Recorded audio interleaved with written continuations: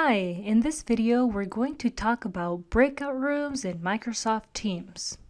So the first important thing to remember is that only the creator of the meeting is able to create breakout rooms.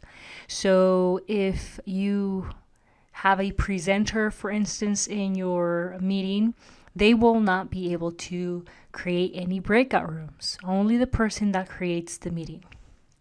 Okay, so you probably noticed this new icon that is a larger square with a smaller square in it in your Microsoft Teams toolbar.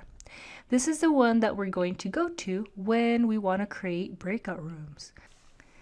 So I'm going to click on it and I can create up to 50 breakout rooms in a Microsoft Teams call.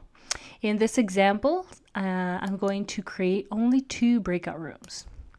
So to assign your participants in your breakout rooms, you have 2 options.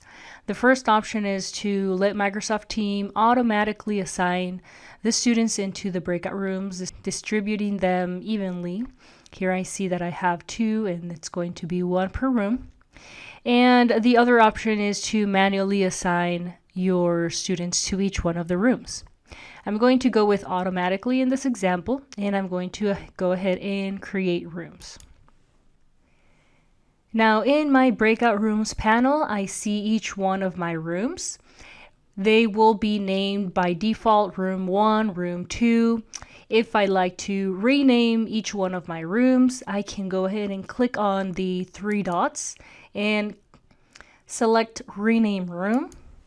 And I can go ahead and rename it the way I wish to have it. So that's pretty straightforward. Now I see that a student joined my meeting after I created my breakout rooms.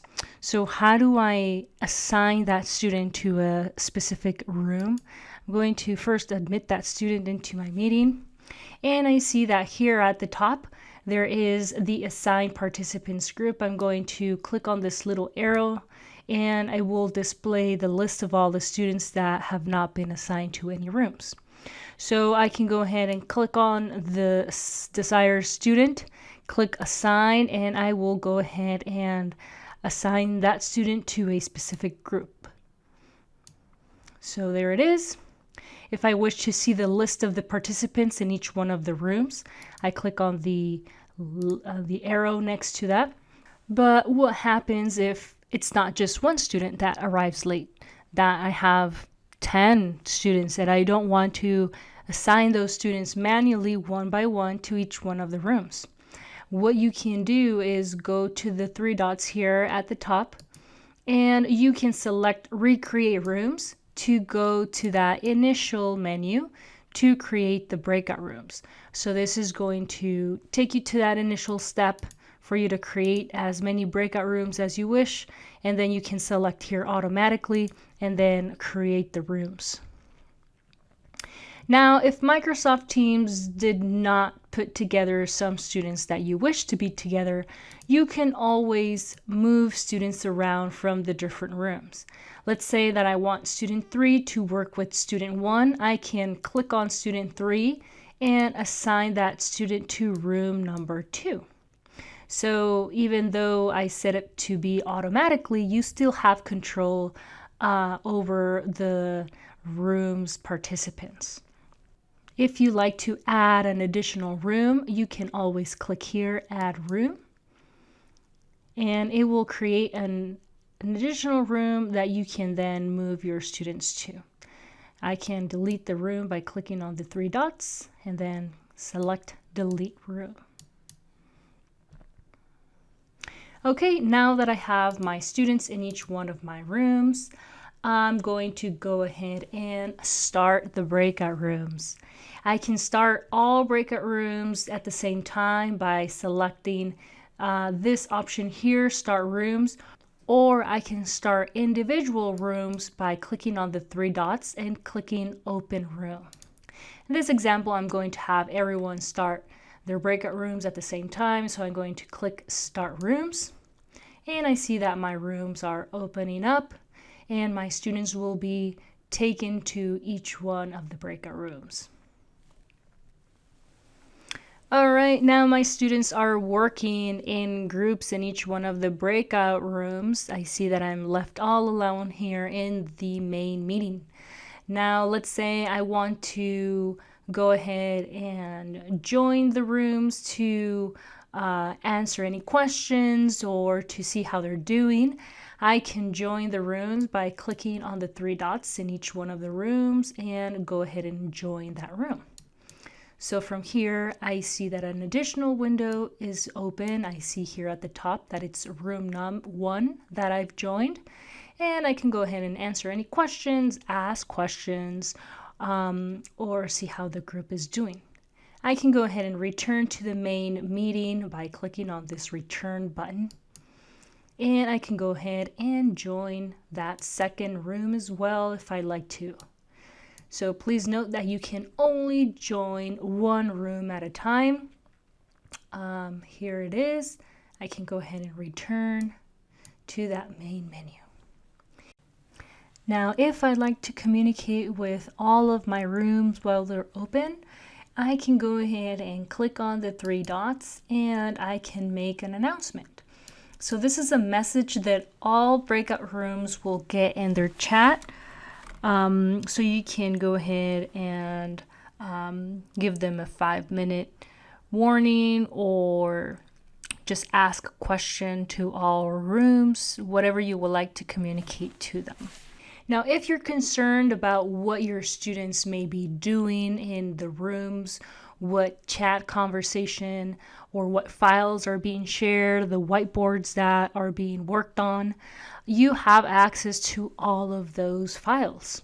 You can go ahead and click on your Teams app and you will see that you have the name of the room in your chat conversation history if anything has been typed in the chat.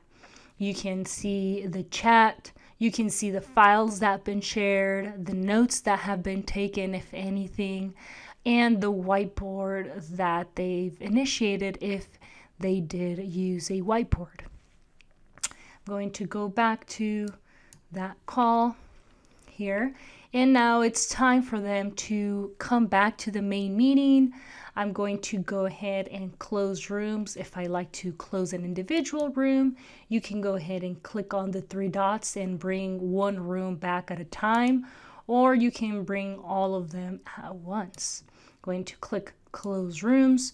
Each breakout room will have this notification stating that they will be moved back to the main meeting in 10 seconds. So eventually I will have all my students back in the main meeting. All right, so let's go ahead and take a look at the additional settings that I have here for my breakout rooms. I'm going to click on the three dots and I have the room settings over here. Going to select them. And the first option, and the one that I recommend leaving on, is to automatically move participants to rooms.